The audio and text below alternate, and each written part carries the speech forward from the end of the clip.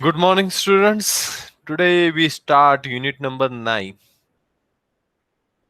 In this unit, name is word decolonization म्हणजे जग आणि निर्वसाहतीकरण हे आपल्याला पाहिजे है म्हणजे कॉलोनिज्म यानी वसाहतीकरण के बारे में हमने पहले ही पढ़ा है। अब यहाँ से उससे बाहर निकलना जो प्रोसेस स्टार्ट होता है उसके बारे में यहाँ पे हमें स्टार्ट करना है। मिस वर्ड में डीकोलोनाइजेशन यानी निर्वसाहतीकरण कैसे हुआ इसके बारे में देखना है। बेसिकली अब हमें कहाँ पे देखना है, एशिया एंड अफ्रीका के बारे में देखना है। Only two state, only two जगहों के बारे में देखना है, एशिया के बारे में और सेम टाइम अफ्रीका के बारे में। पहले फोकस हम करेंगे, हम एशिया से फोकस करेंगे।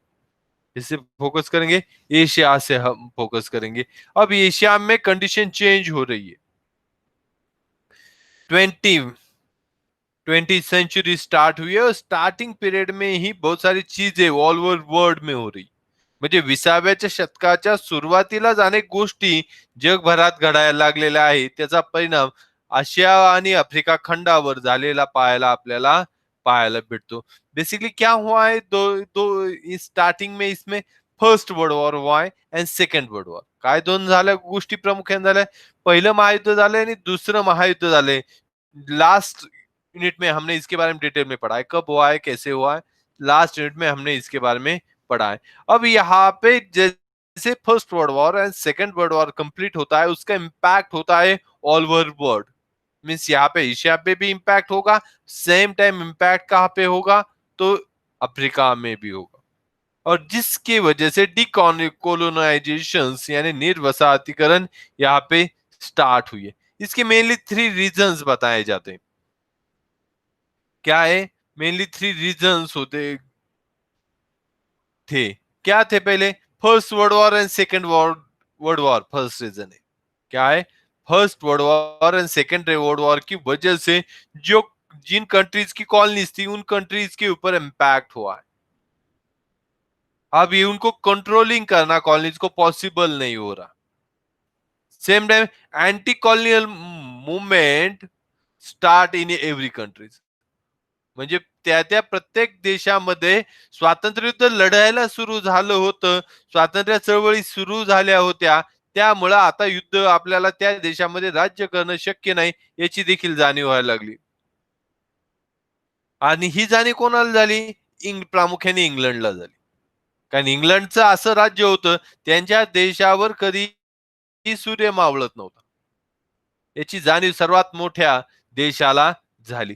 त्यानंतर हळूहळू मग त्यामध्ये बदल होत गेला। आता भारताचा विचार केला, बेसिकली हम भारत के बारे में, इंडिया के बारे में सोचेंगे तो इंडिया में फ्रीडम फाइट जो थी वो महात्मा गांधी जी के लीडरशिप में चल रही है। और जैसे जैसे ये उनकी लीडरशिप में चल रही है तो इंग्लैंड को समझ में आया है कि अब हमें इंडिया में रूल नहीं कर सकते। इसके लिए उन्होंने अब इंडिया से बाहर निकलने के बारे में सोचने लगी, क्योंकि उन्हें समझ में आया था अब इंग्लैंड का इंग्लैंड को कि इंडिया में अब रूल करना पॉसिबल नहीं। एशिया के बारे में बात करें तो इंडिया के बारे में बात करना इंपॉर्टेंट है, क्योंकि इंडियन सब कॉन्टिनेंट में से लार्जर पार्ट ऑफ इंडियन सब continent in under the British म्हणजे भारतीय उपखंडातील बहुतांशी भाग हा ब्रिटिशांच्या ताब्यात होता। त्यामुळे त्याच्या ताब्यात असल्यामुळे त्यामध्ये अनेक बदल घडून आलेले पाहायला भेटते। आता यानंतर पहिलं महायुद्ध झाले, after first world war Germany and तुर्कस्तान defend in first world war. पहिल्या महायुद्धामध्ये जर्मनी आणि तुर्कस्तानचा पराभव झाला आणि जर्मनी आणि तुर्कस्तानचा पराभव झाल्यानंतर त्यानंतर लीग ऑफ नेशन बनले। After first war league of nation created and league of nation से टू लीग ऑफ नेशन ने कहा है कि आप एक ट्रस्टी बनाओ, ट्रस्ट बनाओ, जो ट्रस्ट जो जर्मनी और तुर्की की कॉलोनीज है अफ्रीका इंडिया में या अफ्रीका में उसको कंट्रोल कर सके या वहां पे एज एडमिनिस्ट्रेटिव काम कर सके। इस वजह से अब यहाँ पे ट्रस्टी कौन बनेंगे, जिन्होंने इस फर्स्ट वर्ल्ड वॉर में विक्ट्री मिली है। आपको अच्छी तरह से पता है फर्स्ट वर्ल्ड वॉर में कौन जीता है, बेसिकली यहाँ पे इंपॉर्टेंट कंट्रीज है इंग्लैंड एंड फ्रांस।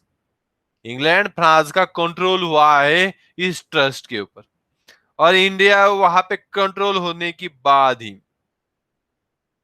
काम करना स्टार्ट हुआ है। सेम टाइम अब उसके कुछ दिनों बाद इंडिया, साइप्रस, माल्टा धीरे धीरे फ्री होने लगे। कौन कौन फ्री हुआ है? इंडिया, साइप्रस एंड माल्टा, ही कंट्रीज फ्रीडम मिले 1971 में, म्हणजे 1971 साली जे गल्फ ऑफ इराण जे होतं, म्हणजे इराणच्या आखातामधून देखील ब्रिटिशांनी आपलं सैन्य बाहेर घेतले। त्याचबरोबर आता इंग्लंडचं झालं, आता फ्रेंच। फ्रेंचों के बारे में देखना है। फ्रेंच के अंडर रहने वाला इंडो चाइना, मोरक्को, टूनेशिया, अल्जेरिया, यहाँ पे भी अब उनको फ्रीडम मिला है। ब्रिटिशों से फ्रीडम ब्रिटिशों से फ्रीडम मिला है, सेम टाइम फ्रेंचों के अंडर जो कॉलोनीज है उन्हें भी फ्रीडम मिलना स्टार्ट हुआ है, और यहां से डिकॉलोनाइजेशन बेसिकली अब स्टार्ट होता है लार्ज एरिया। म्हणजे या ठिकाणाहून खऱ्या अर्थाने निर्वसाहतीकरण सुरू झालेलं पाहायला भेटतं। यासाठी महत्वाचं कारण ठरलं ते म्हणजे लीग ऑफ नेशन, म्हणजे राष्ट्रसंघ। इसके लिए मेन इंपॉर्टेंट रीजन भी कौन कौन है, और एक इन लीग ऑफ नेशन यानी कि राष्ट्र संघ। अब इसके बाद में हम कुछ इंडियन ये सब कॉन्टिनेंट का पार्ट जो कंट्रीज है उनके बारे में देखेंगे। फर्स्ट देखें मालदीव। हमारे कंट्री के पास एक छोटा सी कंट्री है अरबियन ओशन में, उसका नाम है मालदीव। अब मालदीव में 1507 में 1507 मध्ये पोर्तुगीजों ने अटैक किया और वो कैप्चर करने की कोशिश की, और उस टाइम से मालदीव ने पोर्तुगीजों को एवरी ईयर ट्रीटी देना मंजूर कर दिया। देना अलाउ देंगे ऐसा कहा है। मीन्स काय 1507 पासून पोर्तुगीजांना, कुडालचे पोर्तुगीज हे आता गोव्याचे पोर्तुगीज, गोव्याच्या पोर्तुगीजांना त्यांनी दरवर्षी खंडणी द्यायचं मंजूर केले। आता हे चाललं कुठपर्यंत? 1573 पर। ये ट्रीटी देना कब तक चल रहा है? कंटिन्यूसली 1573 तक चला है। और वहां पे जब 1573 में मोहम्मद ठाकुर फन्नू अल अजम फ्रॉम मलबार ये रूलर बना है। कौन बना है? मोहम्मद ठाकर पन्नू अल अजम ये रूलर बना है। और जैसे ही वो वहां पे रूलर बनता है तो वहां पे उसने क्या किया है, और वहां पे उसने अब पोर्तुगीजों को ट्रीटी देना बंद कर दिया है। क्या किया है? पोर्तुगीजों को ट्रीटी देना बंद कर दिया है, और उसने न्यू सेटलमेंट की है। किसके साथ? सिलोन के साथ। In Ceylon means present time Sri Lanka. म्हणजे या राजाने पोर्तुगीजांना खंडणी देणं बंद करून सिलॉन म्हणजे आजच्या श्रीलंकेच्या डचांना, श्रीलंकेमध्ये कोण रूलर होतं? Who is the ruler in Ceylon और Sri Lanka? The Dutch. They gave the treaty every year to Ceylon rulers Dutch. अब इन्होंने यहाँ पे स्टार्ट किया। After some days Ceylon British attack to Ceylon British attack to Ceylon and start his government. ब्रिटिशों ने क्या किया है? तो सिलोन के ऊपर अटैक किया है और कैप्चर करके वहां पे अपनी खुद की गवर्नमेंट बना दी। इनडायरेक्टली मालदीव के ऊपर अब ब्रिटिशों का कंट्रोल आ गया। इसका कंट्रोल आया है, मालदीव के ऊपर ब्रिटिशों का कंट्रोल आया है, और वहां पे उन्होंने एक airport and radio station start किया है। म्हणजे हवाई तळ आणि रेडिओ केंद्र हे ते मालदीव मध्ये स्टार्ट केलेलं आहे। सेम टाइम इंडियन सम लेबर्स, इंडियन के लेबर्स को उन्होंने कहां पे भेजा है? तो मालदीव में भेजने का काम किया है, और बाद में और वहां पे रूलर बने। 26 जुलाई 1965 को ब्रिटिशों ने मालदीव को फ्रीडम दिया है। किसकी कौन सी ट्रीटी के अंदर ये? तो ये हुआ है कोलंबो ट्रीटी। म्हणजे श्रीलंका कोलंबो मध्ये जो करार झाला त्या करारानुसार 26 जुलै 1965 रोजी मालदीवला स्वातंत्र्य भेटलं। यानंतर आपल्याला अभ्यासात येते दुसरं राज्य किंवा दुसरा देश, तो म्हणजे श्रीलंका। श्रीलंका यानी कि यहाँ पे श्रीलंका को सिलोन के नाम से भी जाना जाता था। यहाँ पे स्टार्टिंग में डच रूलर्स थे। कौन थे? डच। उसके बाद रूलर कौन बने? ब्रिटिश। ब्रिटिशों ने रूल कब से कब तक किया है? 1798 टू 1948 के बीच, म्हणजे 1798 ते 1948 या जवळ-जवळ 150 वर्षामध्ये ब्रिटिशांनी श्रीलंकेमध्ये राज्य केले। इसके लिए उन्होंने पहले डचों को हराया और वहां पे रूलर बने। डच, पोर्तुगीज थे, उनको हराने का काम किया और उसके बाद श्रीलंका में उनके ब्रिटिशों का रूल स्टार्ट होता है। सेम कंडीशन हुई after first world war in Sri Lanka, start the freedom fight. Sri Lanka में फ्रीडम फाइट स्टार्ट हुई, स्वातंत्र्य युद्ध लढलं जाऊ लागलं होतं। सेम टाइम श्रीलंका में अब कॉफी जो है वो लगाना स्टार्ट किया, प्लांटेशन स्टार्ट कर दिया है। किसने किया है? ब्रिटिशों ने। इसके लिए लेबर चाहिए थे। उन्होंने तमिलनाडु से तमिल पीपल्स को कहां पे लेके गए? श्रीलंका में, और वहां पे एज ए लेबर काम करना स्टार्ट किया है। उनकी हेल्प से coffee, T, rubber and coconut का प्रोडक्शन किया। म्हणजे कॉफी, चहा, रबर आणि नारळाच्या उत्पादनासाठी तामिळनाडूमधून मोठ्या प्रमाणात मजूर हे कुठे घेऊन गेलेले? श्रीलंकेमध्ये कोण घेऊन गेले? ब्रिटिश घेऊन गेलेले आहे। Same time British develop to also Ceylon. They develop Colombo as international port. ब्रिटिशों ने सिर्फ क्या और क्या काम किया है? तो ब्रिटिशों ने कोलंबो जो कैपिटल है उसको एज ए इंटरनेशनल पोर्ट में डेवलप कर दिया। Same time they in Sri Lanka British establish universities and school and colleges also. ब्रिटिशांनी श्रीलंकेमध्ये महाविद्यालय स्थापन केली, शाळा चालू केल्या, त्याचबरोबर विद्यापीठ देखील स्थापन केलेले।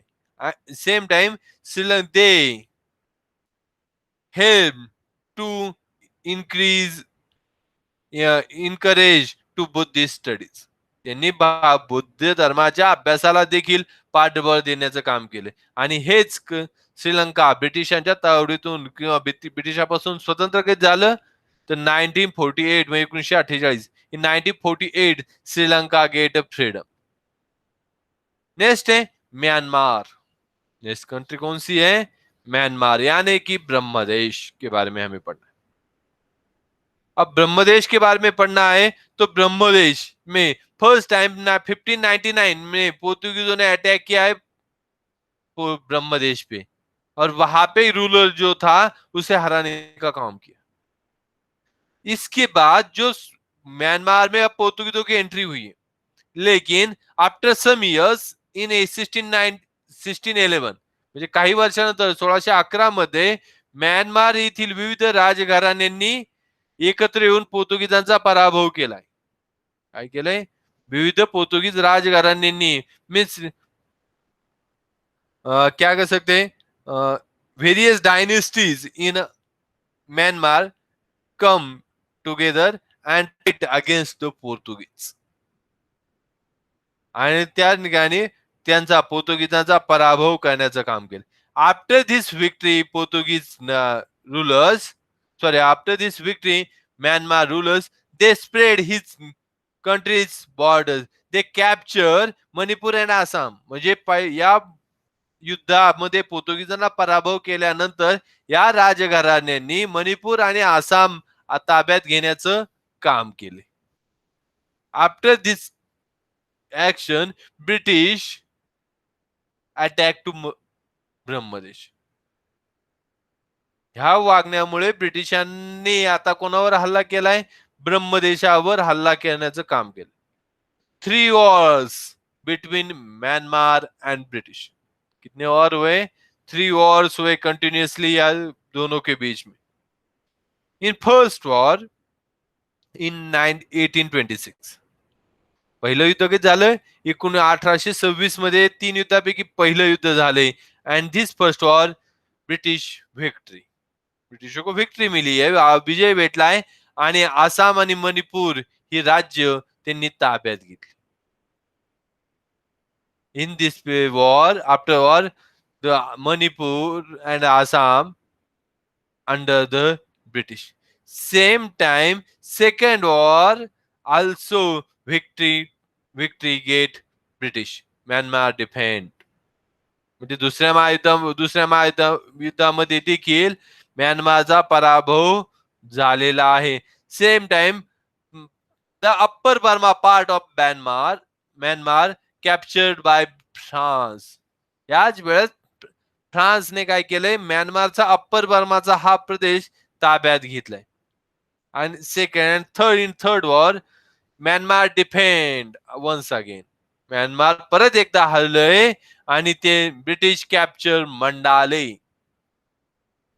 आणि indirectly total Myanmar under the British. म्हणजे याचा मंडाले ब्रिटिशांनी ताब्यात घेतल्यामुळे संपूर्ण म्यानमार आता ब्रिटिशांच्या ताब्यात आलेला आहे. After this war Myanmar is a part of India. हे काय, भारताचा एक प्रांत म्हणून त्याला आपण ओळखलं जायला लागलं. कधीपर्यंत? 1935 पर्यंत. Continuously in the part of India.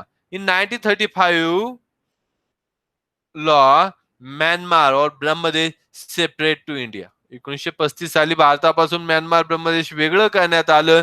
They gave to Brahmadesh autonomy. म्हणजे त्यांनी त्यांना अंतर्गत शासनाची परवानगी दिली. आणि यामध्ये 1937 साली ऑन सॅन यांच्या नेतृत्वाखाली बर्मा लोकांनी बर्मा इंडिपेंडन्स आर्मी बनवली. 1937 under the leadership on San created one army, Burman peoples.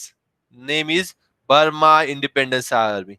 This army helped to First World War and Second World War first नाही, only Second World War helped to Japan. ही army जी Aung San यांनी बनवली होती, यांनी दुसऱ्या महायुद्धामध्ये जपानला मदत करण्याचं काम केलं. दॅट्स वाय ब्रिटिश रिट्रीट इन म्यानमार. याच्यामुळे काय, म्यानमार मधून ब्रिटिशांना माघार घ्यावी लागलेली होती. But once again 1945 British with help of the America capture Myanmar again. म्हणजे 1945 साली ब्रिटिशांनी अमेरिकेची मदत घेऊन परत एकदा ब्रह्मदेश ताब्यात घेण्याचं काम केलेलं आहे. But that time British realized without the public help not possible rule in Myanmar. म्हणजे त्यांच्या लक्षात आलं, लोकांच्या मदतीशिवाय आता इथून पुढे राज्य करणं शक्य होणार नाही. That's why British Aung San appointed as a vice president. त्यामुळे ब्रिटिशांनी काय केलं, ऑन सॉन यांना त्या देशाचा उपाध्यक्ष म्हणून नियुक्ती केली. अँड 4 जानेवारी 1948 they get freedom to Myanmar. आणि त्यानंतर 4 जानेवारी 1948 साली त्यांनी म्यानमारला स्वातंत्र्य घोषित केलेला है. यहाँ तक हमारा इस यूनिट का हाफ पार्ट कंप्लीट होता है. मीन्स एशिया अब कंप्लीट हुआ है. अबे हम देखना है, क्या देखना है, अफ्रीका. नेक्स्ट यूनिट लेक्चर में हम उसके बारे में पढ़ेंगे. Thank you.